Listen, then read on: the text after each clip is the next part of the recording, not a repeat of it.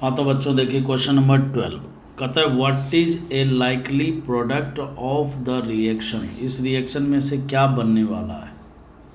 जैसा कि आप देख रहे हैं बच्चों यहाँ पर ब्रोमीन है। जैसे देखिए रिएक्शन है ना, ब्रोमीन वाटर से रिलेटेड एक रिएक्शन आपने पढ़ा होगा, ब्रोमीन वाटर, एल्कीन का ब्रोमीन वाटर। तो सबसे पहला नंबर क्या होता है, एल्कीन में ब्रोमिनेशन हो जाता है, फिर उसके बाद जो है Br माइनस के स्थान पर OH का H2O का अटैक होता है और OH लग जाता है, लगता है ना बच्चों।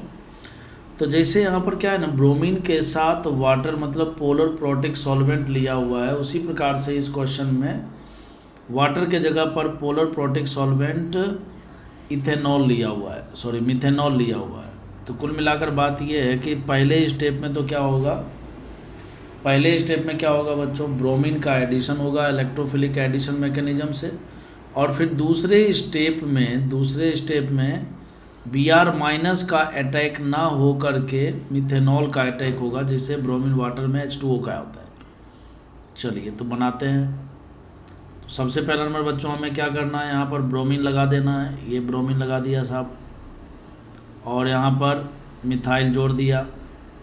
उसके बाद यहाँ पर डैश पर मिथाइल है तो डैश पर मिथाइल जोड़ दिया, और वेज पर हाइड्रोजन है, हाइड्रोजन जोड़ दिया। अब उसके बाद देखिए क्या है, अब उसके बाद बच्चों है मिथेनॉल CH3OH। CH3OH या वाटर दोनों में से कोई भी आ जाए तो ये वीक न्यूक्लियोफाइल होता है। क्या होता है बच्चों, वीक न्यूक्लियोफाइल होता है। और वीक न्यूक्लियोफाइल हमेशा SN1 रिएक्शन को फेवर करता है। बोले तो वीक न्यूक्लियोफाइल हमेशा मोस्ट स्टेबल कार्बोकेटाइन पर अटैक करता है। तो देखिए ये वाला जो कार्बन है ना, ये जो कार्बन है, ये कार्बन ठीक है ना, ये 3 डिग्री का कार्बन है और ये 2 डिग्री का है। और अगर SN1 मैकेनिज्म होना है तो 3 डिग्री और 2 डिग्री कार्बोकेटाइन में 3 डिग्री कार्बोकेटाइन ज़्यादा स्टेबल होता है 2 डिग्री से, होता है ना बच्चों। तो इसका मतलब यह है कि मिथेनॉल का अटैक यहाँ पर होना चाहिए। चूँकि वेज डैश में क्वेश्चन दिया हुआ है तो इसीलिए इस बात का विशेष ध्यान रखना चाहिए कि एंटी एडिशन होगा कि सिन एडिशन होगा। तो बच्चों जब भी ब्रोमीन आ जाए, ठीक है ना, ब्रोमीन वाटर आ जाए, ब्रोमीन के साथ मिथेनॉल कुछ भी आ जाए, ब्रोमीन आ गया, इसका मतलब एंटी एडिशन ही होगा। तो बच्चों यहाँ पर एंटी अटैक होगा तो ये वाला बॉन्ड तोड़ देना है। ऐसा मैंने इसलिए बोला क्योंकि अब ज़रूरत पड़ने वाली है वेज डैश वाले कॉन्सेप्ट की। तो जैसे मान लो कि हमने इस OH को, एक बात तो बिल्कुल तय हो गया कि CH3OH का अटैक होगा मिथाइल वाले कार्बन पर, इस वाले कार्बन पर। लेकिन जो अटैक होगा वो 2 प्रकार से हो सकता है, वो प्लेन के ऊपर से भी हो सकता है, प्लेन के नीचे से भी हो सकता है। तो अगर मान लो कि हमने प्लेन के ऊपर में OCH3 को जोड़ दिया तो बच्चों डैश पर हमें यहाँ ब्रोमीन लगाने होंगे।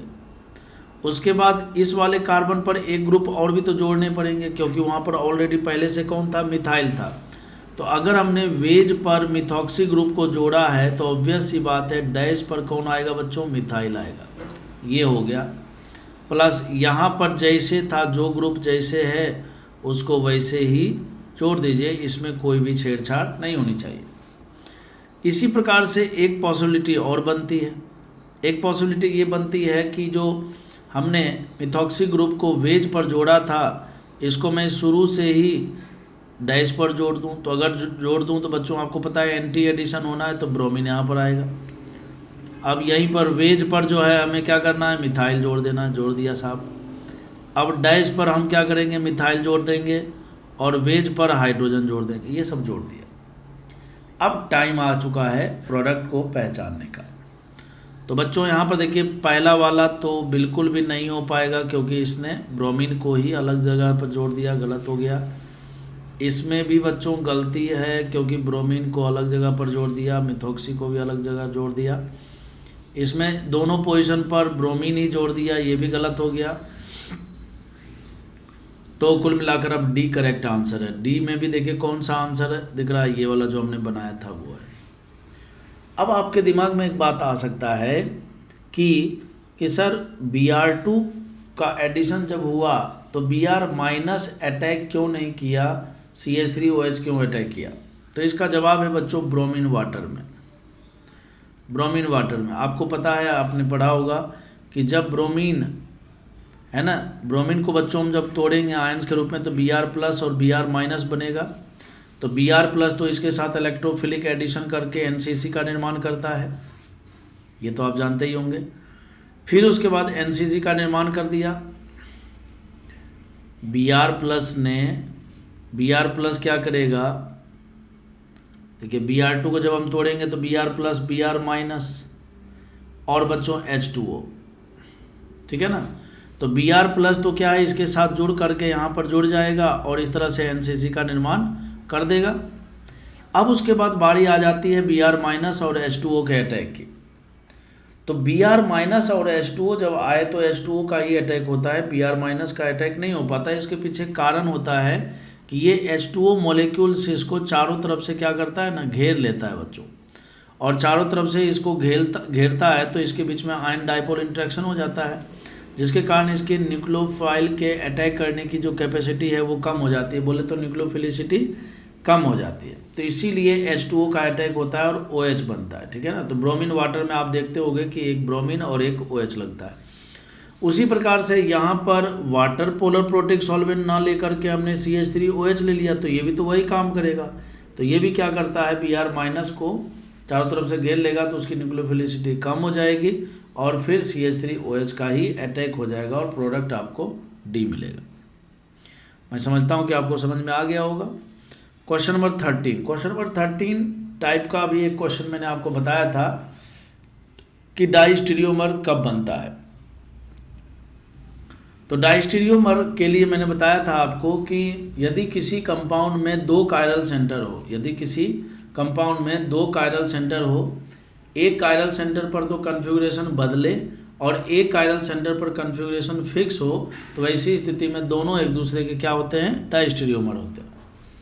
लेकिन डाइस्टीरियोमर के लिए इम्पोर्टेंट बात यह है कि वहाँ पर कायरल सेंटर दो तो होने ही चाहिए, कम से कम दो तो होने ही चाहिए।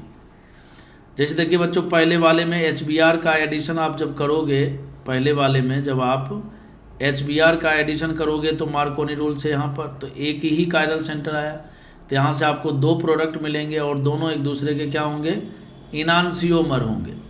क्या होंगे बच्चों, इनांसियोमर। तो पहला तो आंसर नहीं हो पाएगा। दूसरे वाले में क्या है बच्चों, यहाँ पर जब आप इस मिथाइल पर ब्रोमीन जोड़ेंगे तो दिक्कत की बात यह है कि कायरल सेंटर इसमें बच्चों एक ही रह गया। यहाँ पर जो मार्कोनी रूल से बनने वाले प्रोडक्ट में कायरल सेंटर जनरेट हुआ ही नहीं, क्योंकि ये दो मिथाइल लगे हुए हैं और आपको पता है कि डाइस्टीरियोमर्स होने के लिए दो कायरल सेंटर का होना जरूरी है। तो ये भी गड़बड़ हो गया भैया, ये भी गड़बड़ हो गया ना। अब क्या करें, अब आ जाते हैं तीसरे नंबर पर। तीसरे वाले में क्या है बच्चों, तीसरे वाले में क्या है कि जब हम यहाँ पर तो देखिए वेज पर OH है और डैश पर क्या है, हाइड्रोजन है, और यहाँ पर सबसे पहला नंबर HBr में H+ का एडिशन जब होगा बच्चों तो यहाँ पर कार्बोकेटाइन बन जाएगा। अब इस कार्बोकेटाइन पर जब Br- का अटैक हम कराएंगे, जब हम Br- का अटैक कराएंगे, क्या मैंने बोला बच्चों, Br- का जब हम अटैक कराएंगे तो अटैक दो प्रकार से होगा, प्लेन के ऊपर से होगा और प्लेन के नीचे से होगा। तो दो प्रोडक्ट हमें पहले बनाने होंगे। यहाँ पर बच्चों जैसे मान लो कि हमने Br को वेज पर जोड़ दिया तो ऑब्वियस सी बात है मिथाइल कहाँ पर जाएगा बच्चों, डैश पर, और यहाँ पर वेज पर OH है और डैश पर हाइड्रोजन है, तो ये इसे रहने दीजिए। फिर से दूसरा प्रोडक्ट बनाते हैं।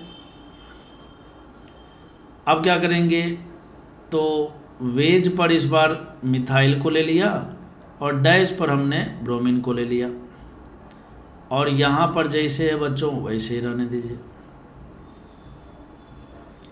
अब आप गौर से इन दोनों प्रोडक्ट को देखें तो आपको एक बात पता लगेगा। क्या पता लगेगा भाई, कि इस वाले कायरल सेंटर पर तो देखिए कन्फिगुरेशन फिक्स है, लेकिन इस वाले कायरल सेंटर पर कन्फिगुरेशन बदला हुआ है। कन्फिगुरेशन बदला हुआ है कैसे पता चल रहा है, तो वेज का डैश है, डैश का वेज किया हुआ है, ठीक है ना। तो जब किसी कंपाउंड में 2 कायरल सेंटर हो, एक कायरल सेंटर पर कन्फिग्रेशन फिक्स हो और एक कायरल सेंटर पर कन्फिग्रेशन बदल जाए तो दोनों मॉलिक्यूल एक दूसरे के डायस्टेरियोमर होते हैं। आया समझ में? तो ये डायस्टेरियोमर होगा, तो ये देगा आपको डायस्टेरियोमर। फोर्थ वाला बच्चों डायस्टेरियोमर नहीं दे पाएगा। क्यों नहीं दे पाएगा ये भी समझिए, क्योंकि जब आप इसमें मार्कोनी रूल से इलेक्ट्रोफिलिक एडिशन करोगे तो यहाँ पर Br जुड़ेगा, इसमें कोई शक की बात नहीं है। लेकिन दुख की बात ये है, दिक्कत की बात ये है कि इसमें कायरल सेंटर ही बना एक ही। जब कायरल सेंटर एक ही बने तो ऐसी स्थिति में जो पेयर बनेगा प्रोडक्ट का वो बच्चों एक दूसरे के इनांसियोमर होंगे। डायस्टेरियोमर के लिए मिनिमम कितने कायरल सेंटर होने चाहिए? 2 कायरल सेंटर तो होने ही चाहिए। एक ही कायरल सेंटर हो तो हमेशा इनांसियोमर होता है, ठीक है ना बच्चों? तो ये आपको इनांसियोमर देगा, ठीक है ना। तो डायस्टेरियोमर कौन देगा? तो क्वेश्चन नंबर 13 से आपको डायस्टेरियोमर मिलेंगे।